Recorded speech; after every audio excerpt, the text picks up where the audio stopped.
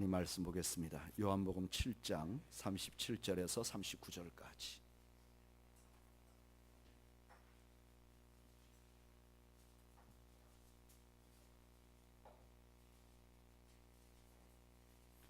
요한복음 7장 37절에서 39절까지입니다.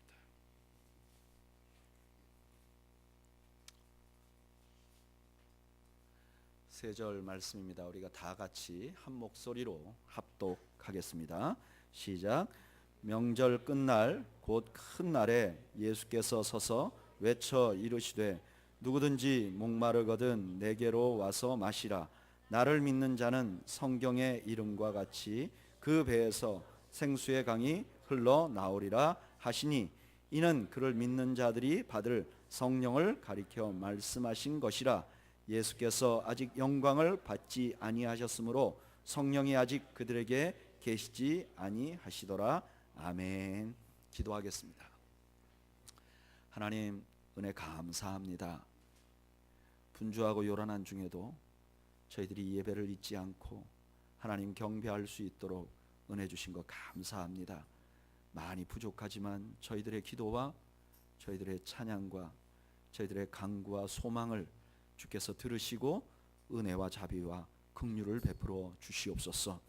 하나님, 특별히 하나님 앞에 귀한 자신의 물질을 드린 손길들이 있습니다. 하나님, 그 드린 손길들마다 하나님께서 기억하시고 하늘의 신령한 복으로 땅의 풍요로운 복으로 갚아 주시옵소서. 하나님 아버지, 오늘 이제 저희가 주의 말씀을 듣고자 합니다. 친히 말씀으로 찾아오신 주님께서 저희들에게 말씀하여 주옵소서. 예수님의 이름으로 기도하옵나이다. 아멘.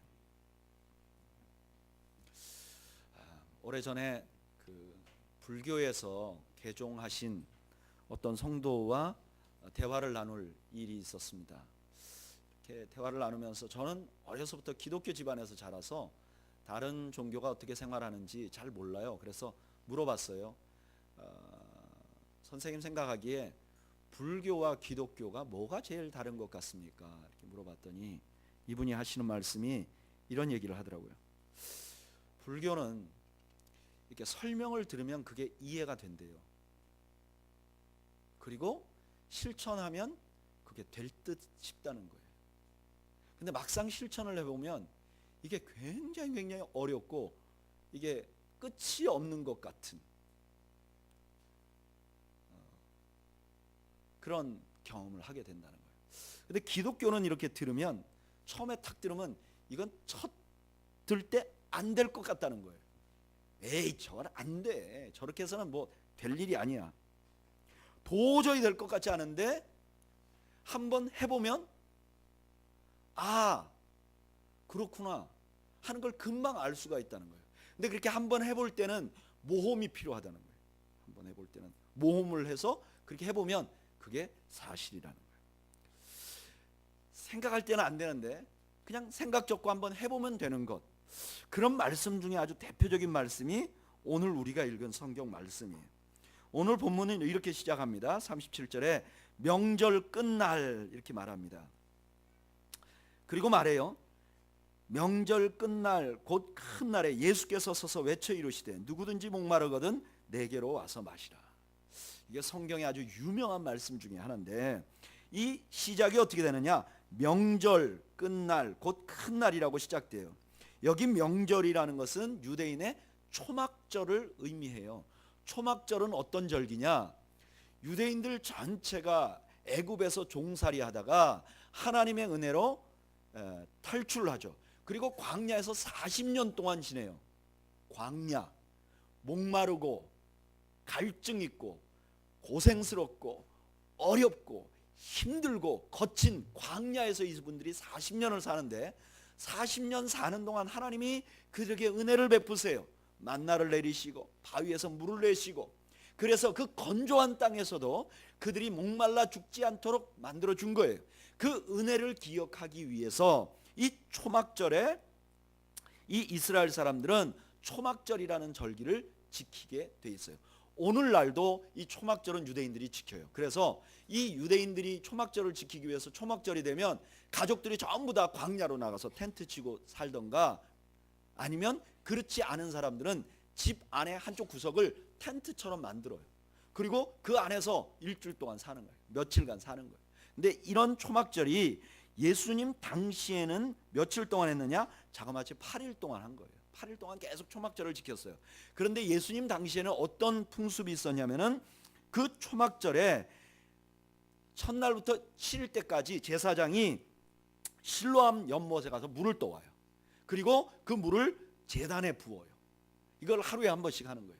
이렇게 함을 통해서 뭘 기억나게 하냐면 광야에서 이스라엘이 그 메마른 땅에 살았지만 그러나 하나님 때문에 그들이 목마르지 않고 가라지 않고 살았다 하는 것을 드러내기 위해서, 기억나게 하기 위해서 그렇게 하는 거예요. 그러면 그렇게 막 물을 붓는 동안 온 백성들은 이사야 12장 3절로 찬양을 해요.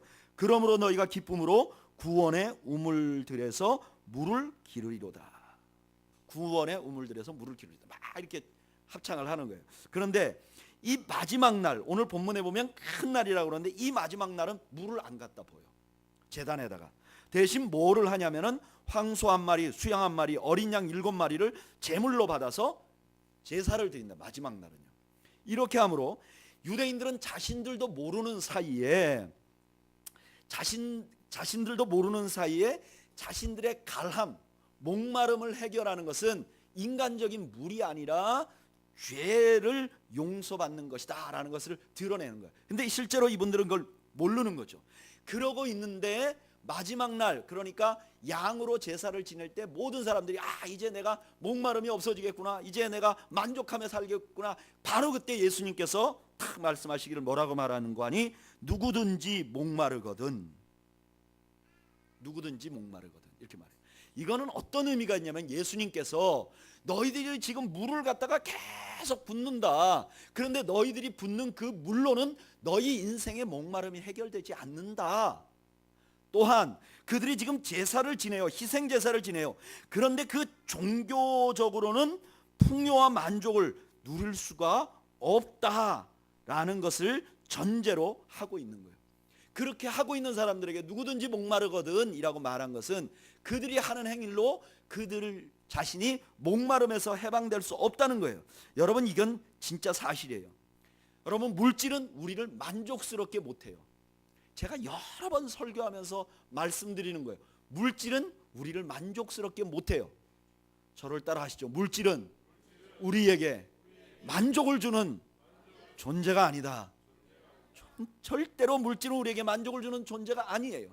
제가 이걸 왜 이렇게 강력하게 얘기하는가? 제가 지금 컴패션에서 일하고 있잖아요. 컴패션은 가난한 나라의 가난한 아이들을 돕는 단체예요. 그것도 1대1로 결연을 해가지고 이 좀 덜 가난한 나라들에서 물질을 가지고 가난한 나라의 아이들을 1대1로 돕는 거예요. 자, 그러면 한 달에 4만 5천 원씩 도와주는 사람이 있고 한 달에 4만 5천 원씩 도움을 받는 사람이 있어요. 누가 더 만족스러운 인생을 살까요?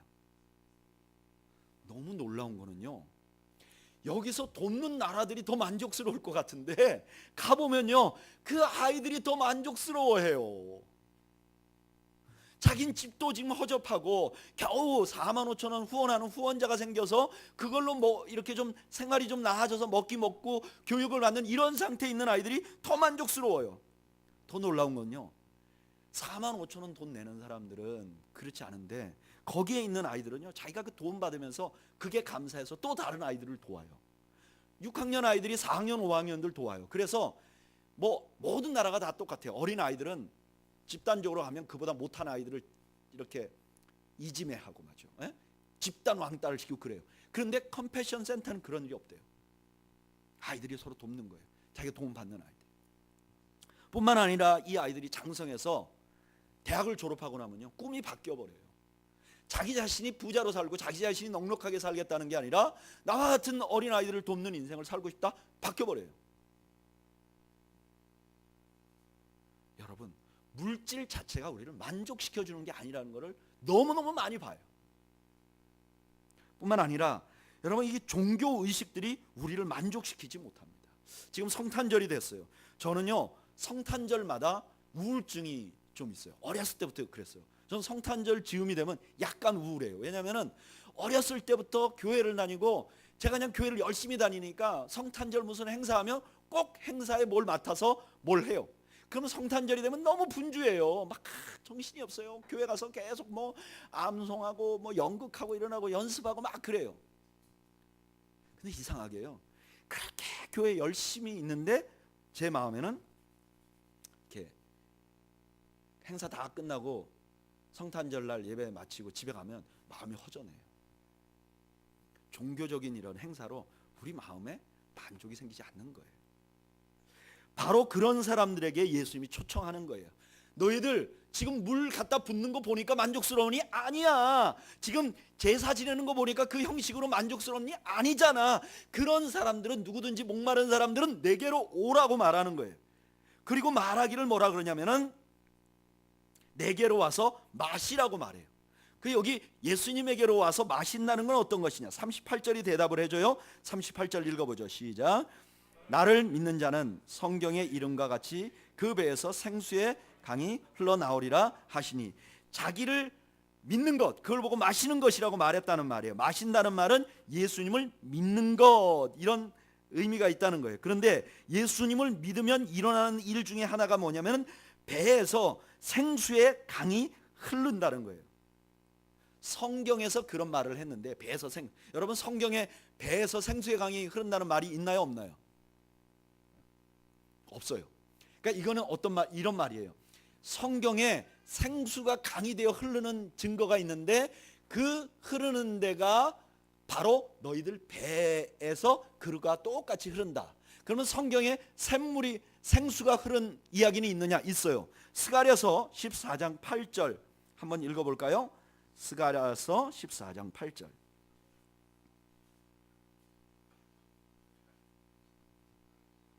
스가랴서 14장 8절.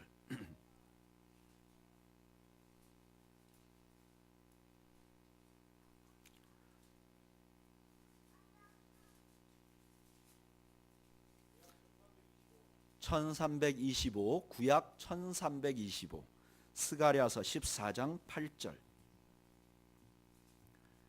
읽어볼까요? 다 찾으셨나요? 스가랴서 14장 8절 읽어보죠. 시작. 그날에 생수가 예루살렘에서 솟아나서 절반은 동해로 절반은 서해로 흐를 것이라. 여름에도 겨울에도 그리하리라. 아멘. 이 말씀은 어떤 말씀이냐면요, 하나님께서 통치하시는 날이 오면, 9절에 그 설명을 해줘요. 그날이 오면 어떤 현상이 일어나느냐? 생수가 예루살렘에서 솟아나요. 그런데 그게 동과 서로 흘러요. 동은 사해를 말하고 서는 지중해를 말해요. 근데 모두가 다 더운 지역이에요. 메마른 지역이에요. 그쪽으로 생수가 계속 공급이 된다는 거예요. 거기가 완전히 망가진, 완전히 건조한 목마른 곳인데 거기에 생수가 계속 공급된다는 거예요. 그것도 언제 되느냐? 겨울에도 되고 여름에도 된다는 거예요.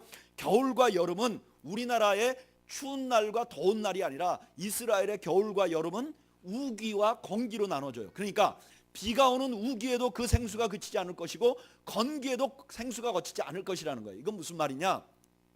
너희들이 하나님이 통치하는 나라가 되면 너희들 모두가 만족스러운 삶, 뭐인가 갈망하는 그런 삶이 아니라 만족스러운 삶을 살게 될 것이라는 거예요. 그런데 그 만족스러운 삶의 그 근원이 어디서부터 시작되느냐? 예루살렘으로부터 시작될 거라는 거예요. 이건 어떤 의미냐?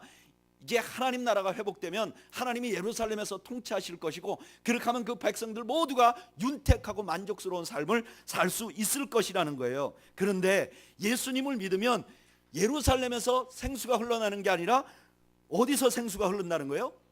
배에서 생수가 흐른다는 거예요. 이 배는 어디냐? 마음이죠. 우리 마음. 그러니까 우리 마음에 생수가 흘러내리는, 그래서 만족스러운 그런 상태가 된다는 거, 예수님 믿으면.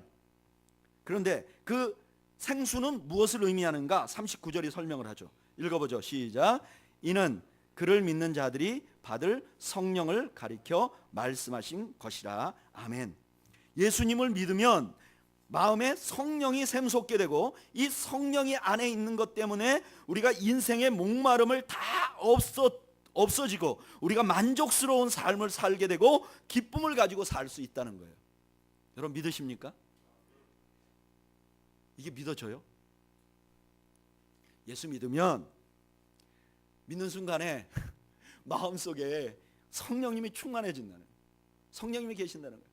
그리고 그 성령님 때문에 내가 내 인생에 광야 같은 인생을 살던, 어려운 인생을 살던, 내 안에는 기쁨이 생기고 만족이 생기는 인생을 살게 된다는 거예요. 믿어지십니까? 여러분들 믿음이 너무 좋으세요. 저는 이게 처음에 들었을 때 안 믿어져요. 첫째, 왜 안 믿어지느냐? 너무 단순해.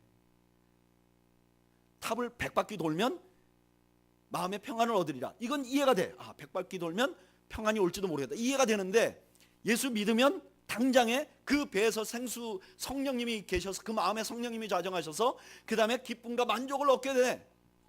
이게 너무 단순해. 두 번째, 사람들을 볼 때 이게 안 되는 것 같아.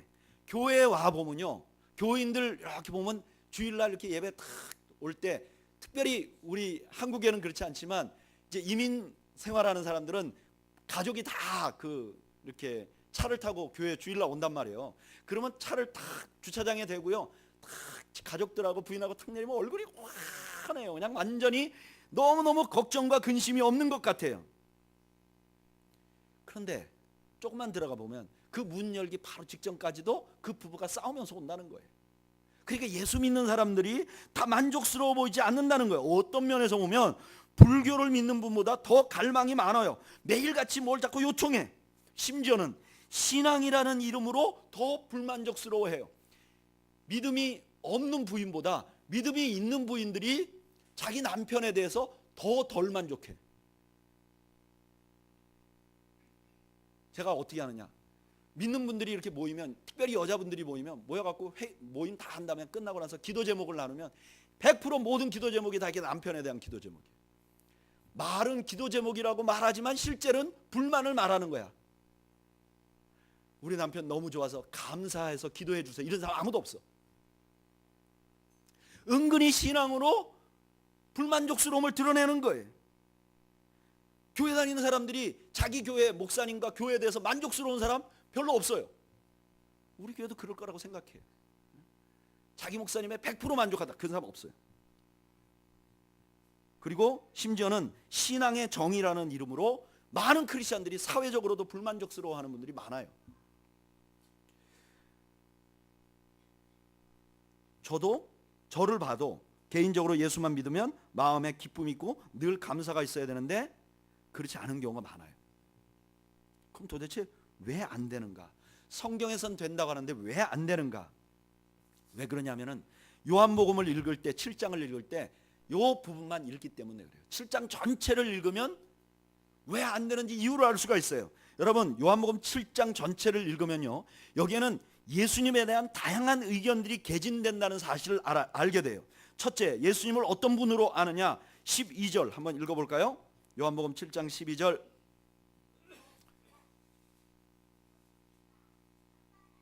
읽어보죠. 시작. 예수에 대하여 무리 중에서 수군거림이 많아 어떤 사람은 좋은 사람이라 하며 어떤 사람은 아니라 무리를 미혹한다 하나. 어떤 사람들은 예수님을 좋은 사람이라고 평가하는 사람들이 있어요. 또 어떤 사람들, 15절 읽어보죠. 시작. 유대인들이 놀랍게 여겨 이르되 이 사람은 배우지 아니하였거늘 어떻게 그를 아느냐 하니. 이거는 아주 지혜로운 스승으로 아는 사람들도 있어요. 그리고 31절 한번 읽어볼까요? 시작. 무리 중에 많은 사람이 예수를 믿고 말하되 그리스도께서 오실지라도 그 행하실 표적이 이 사람이 행한 것보다 더 많으랴 하니. 어떤 사람들은 예수님이 능력이 많은, 영적인 능력이 있는 사람으로 아는 사람들이 있어요. 그런데 그런 모든 사람들에게 예수님께서 자신이 누구인지를 소개할 때 가장 집중적으로 소개한 것이 33절이에요. 33절 읽어보죠. 시작. 예수께서 이러시되 내가 너희와 함께 조금 더 있다가 나를 보내신 이에게로 돌아가겠노라. 예수님에 대해서 스스로 사람들에게 알리기를 원하는 것은 예수님이 여기 좀 더 있다가 나를 보내신 이에게 돌아가는 거예요. 그 돌아가는 건 어떤 방법으로 돌아가죠? 십자가를 통해서 돌아가는 거예요. 생각해보면 요한복음 7장은요 계속 예수님의 죽으심이 배경이 되는 거예요. 명절 큰 날에는 뭐를 하는 날이라 그랬죠? 아까 제사 지내는 날이에요. 양이 죽는 날이에요. 바로 그날 예수님이 말씀하신 거예요. 그러니까 이 요한복음 7장의 배경은 양이 죽어서 그 양의 죽음으로 죄를 용서받는 그 마지막 날을 배경으로 하고 있는 거예요. 그리고 계속해서 이날부터 예수님을 죽이고자 하는 생각이 드러나게 돼요. 25절 말씀 한번 읽어보죠.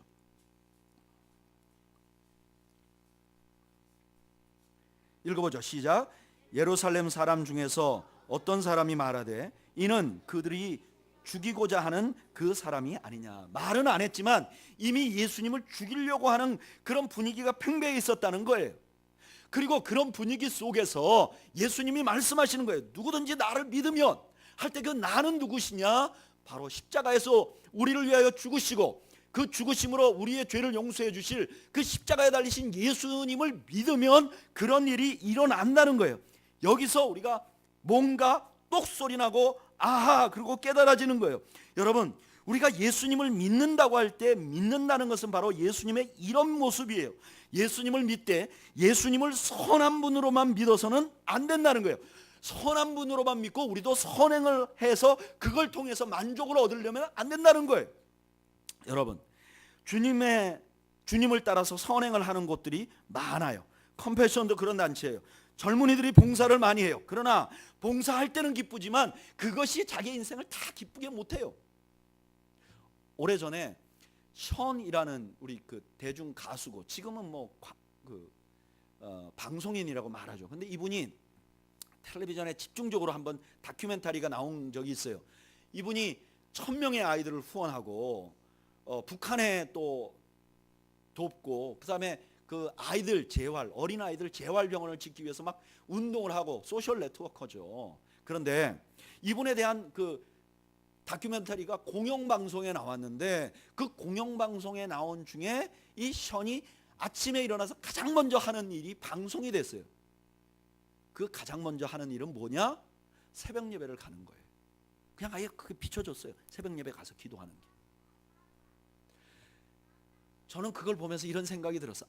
션을 션되게 하는 것은 가서 봉사를 하는 게 아니라 그가 매일 새벽에 나와서 하나님과 교제하는 데 있었구나. 그러니까 봉사하는 것 자체만으로 자기 인생에 진정한 만족이 있는 건 아니라는 거예요.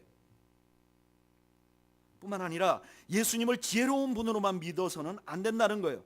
말씀을 들을 때 지혜를 배우고 예수님을 따라 살면 선한 가정을 이루고 예수님을 따라 살면 사업을 성공하고 이런 그 예수님으로 믿을 때는 우리 삶에 만족을 줄 수가 없다는 거예요. 예수님을 능력 있는 분으로만 믿어서도 안 된다는 거예요. 영적인 체험을 하고 기도를 했더니 딴 사람의 마음을 꿰뚫어 보고 기도했더니 병이 낫고 그래도 그것으로 우리가 만족되는 삶을 살 수 없다는 거예요. 우리가 진정으로 우리 마음에 갈증이 없어지도록 하는 것은 예수님을 믿되 십자가에 달리신 예수님을 믿어야 그 일이 일어난다는 거예요. 십자가에 달리신 예수님을 믿을 때 우리가 구원의 기쁨이 가득한 삶을 살게 된다는 거예요. 예수님, 십자가에 달리신 예수님을 믿을 때 우리 안에 성령께서 내주하시는 것을 경험하게 된다는 거예요. 성령이 우리 속에서 강물과 같이 흐른다는 것을 경험하게 된다는 거예요. 너무나 많은 분들이 예수님을 믿는데 성령이 내 안에 있다는 걸 인지하지 못해요. 그러니까 오카노 목사님 같은 분은 이렇게 말씀하셨어요. 우리가 왜 인식하지 못하느냐? 성령이 내 안에 있다는 걸 자꾸 잊어버리기 때문이다. 내 안에 성령이 있다는 걸 자꾸 생각하면 내 안에 성령이 있다는 걸 알게 되고 그러면 그 다음에 인도함을 받을 수 있게 된다. 저는 이건 뭔가 좀 잘못된 것 같아요. 성령님이 인격이신데 그걸 인지해야 뭐가 일어나고 인지 안 하면 안 일어나고 저는 이거는 아닌 것 같아요. 어떤 분들은 성령이 충만해지기 위해서는 열정적으로 기도를 하고 막 신을 부르듯이 초혼하듯이 막 그렇게 해야 된다고 생각하는 분들이 있어요. 신접하는 것과 인격적인 성령님이 계신 것은 완전히 달라요. 성령님이 내 안에 계시게 하는 방법, 그 비결에 대해서 가르쳐준 성경이 있어요. 갈라디아서 5장 22절에서 23절 한번 읽어볼까요?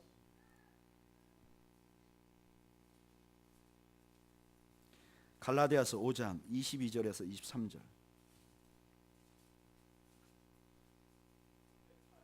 308페이지 한번 읽어보겠습니다. 갈라디아서 5장 22절에서 23절. 읽어보겠습니다. 시작. 오직 성령의 열매는 사랑과 희락과 화평과 오래 참음과 자비와 양선과 충성과 온유와 절제니 이 같은 것을 금지할 법이 없느니라. 우리가 성령이 우리에게 안에 계시면 어떻게 되냐면 자연스럽게 사랑, 희락 막 이런 열매가 맺힌다는 거예요. 사랑이 생겨 다른 사람 보면 사랑스러워지고 마음의 평화가 생기고 오래 잘 참고 그 다음에 선을 행하고 주님께 충성을 하고 마음이 온유해지고 그런다는 거예요. 성령이 계시면. 그러니까 성령이 충만한 증거가 바로 여기 있는 거죠. 그런데 이거는 어떤 전제에서 생겨나는가? 24절을 너무나 많은 분들이 읽지 않아요. 24절을 읽지 않아요. 24절 읽어볼까요? 읽어보죠. 시작.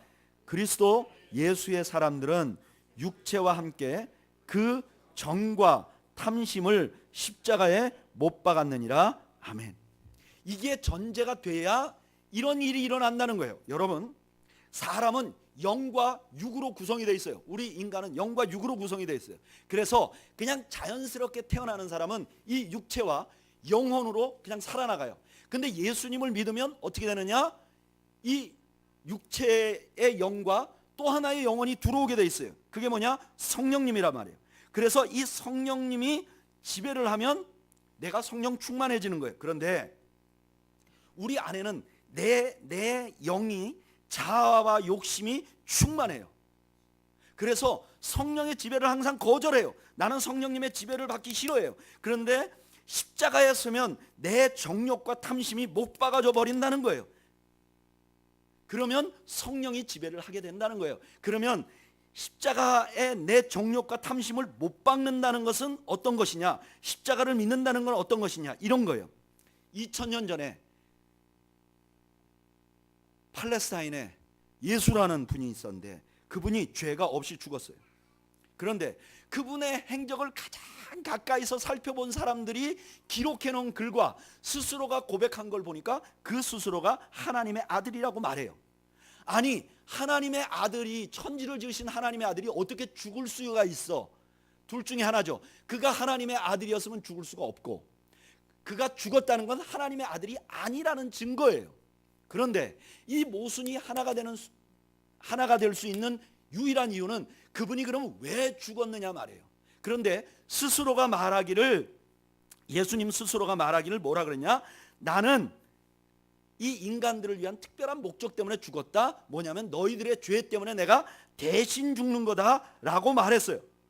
그러고 보니까 구약에 많은 제사 제도가 있는데 그 제사 제도는 모두가 그 짐승이 죽음으로 인간의 죄를 용서받는다 하는 것이에요. 그런데 사실 보면 짐승이 죽음으로 인간의 죄는 용서될 수 없어요. 근데 왜 이렇게 계속 해왔느냐? 바로 누군가가 대신 죽음으로 누군가의 죄를 용서해 줄 수 있다는 원리를 설명하기 위해서라는 걸 알게 된 거예요. 그러면 그 하나님의 아들이 우리의 죄를 위하여 왜 죽으셨는가? 이유를 보니까 하늘의 하나님이 죄를 져서 하나님께 반항하고 하나님께 저항한 인간들을 그냥 죽여버리면 끝나는데, 하나님께 반역한 죄인들을 죽여버리면 끝나는데, 하나님께서 그 죄인들을 너무너무 사랑하셨어요. 그런데 사랑하셨는데 이들에게 죄가 있기 때문에 이 죄를 해결해 주지 않으면 이들이 하나님 앞에 올 수가 없는 거예요. 그러니까 하나님께서 그 아들을 보내서 그 아들을 대신 죽게 했다는 거예요. 그러니까 2000년 전에 죽은 그 젊은 예수가 바로 나의 죄 때문에 죽었다는 것을 믿는 거죠. 이게 믿어지면 우리에게 두 가지 변화가 생겨요. 첫째는 자신이 얼마나 추악한 죄인인지를 알게 돼요. 여러분, 예수님 못 만난 분들은요, 자기가 죄인이라는 걸 절대 인정하지 않습니다. 그리고 자기가 잘못을 한 거는 어느 정도 인정하지만 그 잘못이 온 세상을 망가뜨릴 만한 잘못이라고 아무도 생각 안 해요. 그 잘못 때문에 내가 죽고 나서 영원한 지옥에 들어가야 될 만한 대가를 받아야 된다고 생각 안 해요. 그런데 예수님을 딱 만나고 나면 저 천지의 주제이신 하나님의 아들을 죽인 것이 바로 나의 죄 때문이구나. 죄에 대한 대가가 큰 것을 보면서 내 죄가 얼마나 심각한지를 알게 되는 거예요. 마치 우리가 죄를 졌는데 법정에 서기 전까지는 내 죄가 얼마나 큰지 모르지만 법정에서 판결을 받으면 내 죄가 크다는 걸 확증하게 되듯이 그렇게 되는 것이죠. 그리고 나서 자기 자신을 다시 돌아보면 자기에게 있는 절망감과 자기에 있는 죄가 자기의 안에 있는 썩어 문드러진 것들이 보이기 시작하는 거예요. 이거는 예수님을 십자가에 달리신 예수님을 만나지 못하면 절대 볼 수 없는 거죠. 그리고 그걸 본 사람들은 자연스럽게 나를 위하여 죽으신 그분이 소중하게 생각이 돼요. 그리고 그분의 생각이 나의 마음을 지배하게 돼요.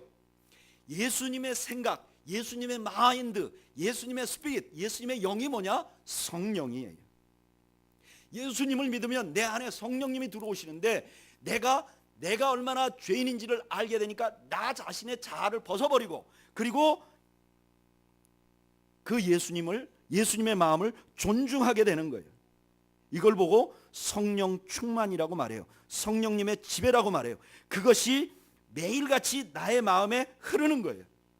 여러분, 성령 충만한 유일한 방법은 십자가의 예수님을 믿는 거예요. 그리고 그 십자가의 예수님 앞에 날마다 서는 거예요. 그러면 날마다 나의 자아가 죽고 나를 지배하고 있는, 나를 구원해 주신 예수님의 생각이 무엇보다 소중하게 되는 거예요.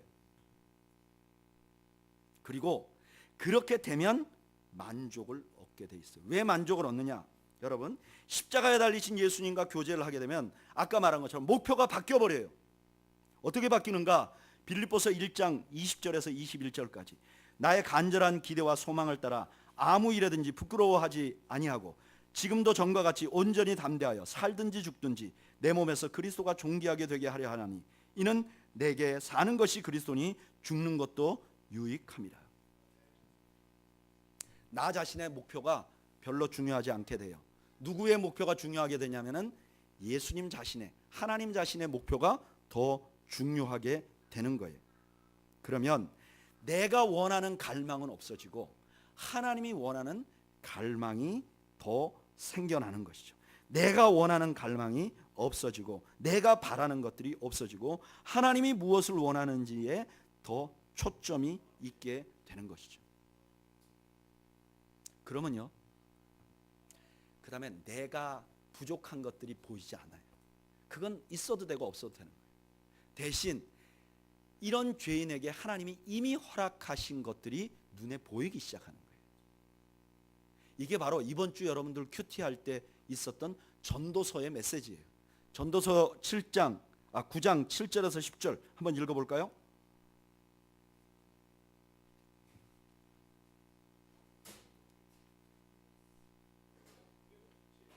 (957)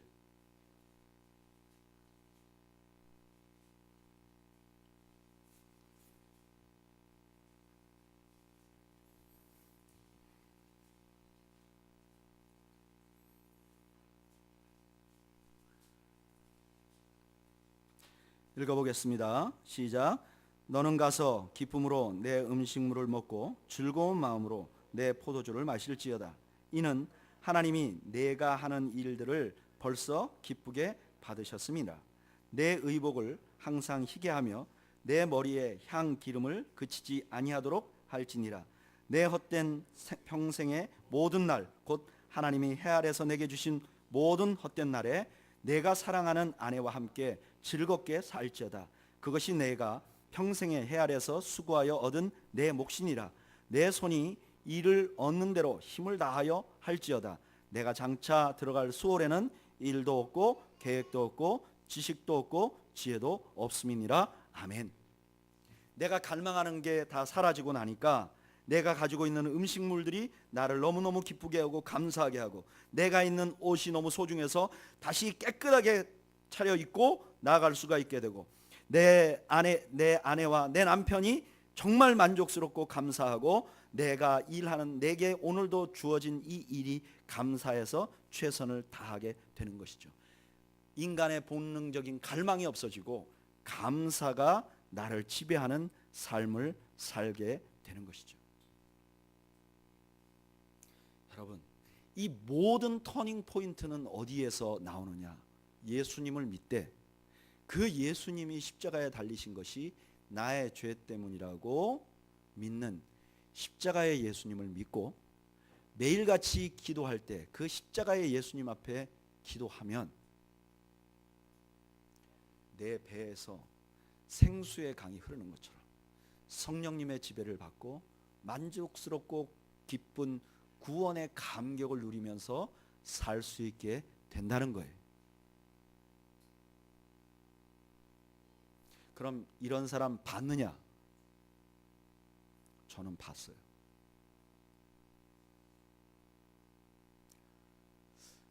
예수님을 만나고 나서 그가 굉장히 어려운 상황 속에서도 자기가 꿈꾸던 그 수많은 꿈들과 비전이 다 없어지는 순간에도 주님을 위해서 충성하면서 자기에게 주어진 일을 만족스럽게 했던 분들이 제 주위에는 너무너무 많아요. 대표적인 한 분이 김용만 집사님이라는 분이 있어요. 제가 설교할 때 한번 얘기했던 분이에요. 이분이 고려대학을 나오고 졸업할 때 국비장학생으로 4년 다 공부했어요. 무진무지 가난한 집에서 자랐어요. 그리고 졸업하자마자 LG에 잠깐 취직했다가 이분이 개인 사업을 했는데 머리가 좋아서 이 텔레비전 그 인터넷으로 텔레비전 방송하는 거 이런 걸 연구해가지고 작은 사업을 해서 여기서 돈을 많이 벌었어요. 논현동에다 집을 여러 채 샀어요. 그리고 그 다음에 미국의 실리콘밸리에 회사를 차려서 투자를 받았는데 2달인가 석 달 만에 600만 불, 거의 15년, 20년 전에 600만 불을 받았어요. 그리고 미국에 가셨어요. 근데 가서 3년 만에, 5년 만에 자기가 투자받은 600만 불 다 날렸어요. 그리고 한국에 있는 집 다 팔았어요. 제가 그 집사님을 만났을 때 그 집사님은 운전하셔야 되는데 차에다가 기름을 넣을 수 없을 만큼 가난했어요. 매일같이 재기하는 걸 꿈꿔요. 그리고 매일같이 재기할 수 없는 것 때문에 죽고 싶어 했대요. 그런데 그 집사님이 교회에서도 너무너무 충성하는 분이에요. 그런데 제가 그 교회 부임해서 한 4년 후부터 십자가 설교를 하기 시작했어요. 어느 날 이 집사님이 저한테 와서 이렇게 얘기했어요. 목사님, 저는 만약에 목사님이 예수 믿으면 잘 된다, 능력의 예수님을 선포했다면 저는 이미 자살했을 것입니다. 그런데 목사님 매일같이 십자가 말씀하시는데 십자가 복음 앞에 서면 내가 죽고 싶지만 내 꿈이 바뀌고 다시 하나님이 나에게 허락하신 은혜를 생각하고 다시 일주일을 살고 다시 주일날 옵니다. 매 주 중에는 죽고 싶고 주일날 오면 매 주일날마다 예수 그리스도 때문에 십자가의 예수님 때문에 다시 살아나는 복음의 힘을 경험하고 있습니다. 그분이 잘 돼서 재기했으면 좋았을 텐데 재기하려고 CGN TV 미주 방송 송출하려고 하시다가 갑자기 건강이 안 좋으셔서 제가 한국에 들어온 다음에 돌아가셨어요. 그걸 보고 그 부인 되시는 집사님이 시험에 들어서 교회도 안 나가고 나는 이제 하나님 안 믿겠다. 그 정도로 어려워졌어요. 그런데요, 지금 그 부인과 그 딸이 하나 있는데 다 회복해서 너무나 행복하게 살고요. 듣기만 했는데 그 집사님이 마지막에 굉장히 극도의 고통 속에서도 이 세상을 떠날 때 괴로워하거나 절망스럽거나 자기가 못 이루는 거에 대해 한을 품고 가신 게 아니라 하나님 앞에 감사하고 그 주변에 있는 모든 사람들에게 하나님을 제대로 믿으면 어떤 상황에서도 감사할 수 있다는 것을, 그리고 만족스러울 수 있다는 것을 이야기하고 돌아가셨다는 거예요. 세상이 보는 차원과 다른 인생이 있어요. 그걸 바로 기독교가, 십자가가 전파해 주는 거예요. 저도 마찬가지라고 생각해요. 저도 어렸을 때부터 목사가 되려고 했고, 처음에 목사가 되려고 했을 때는 목회자면 그냥 됐어요. 그런데 목사도요, 자꾸 목회를 하고 그 주변에 있는 친구들과 이렇게 경쟁하고 또 서로 비교당하고 막 정신없이 돌아가다 보니까 어느 순간에 목사도 약간 뭔가 성취를 해야 된다고 생각되는 그런 삶을 살게 돼요. 그때부터 목회 자체가 긴장해요. 교인을 키워야 되고 사람들의 마음에 들게 해야 되고 스트레스가 있는 거죠. 십자가의 예수님 만나고 나니까 그게 필요하지 않더라고요. 내 주변에 있는 한 분 한 분 성도들이 어떤 이유든지 그분들이 소중해 보여요. 그분들 중에는 결점이 있는 분도 있죠. 단점이 있는 분들도 있죠. 교회 안에 있는 분들 중에 성품이 특이한 분들도 있죠. 그래도 그분들이 내게 주신 복이고 내게 주신 기쁨이고 감사가 되도록 마음이 바뀌더라고요.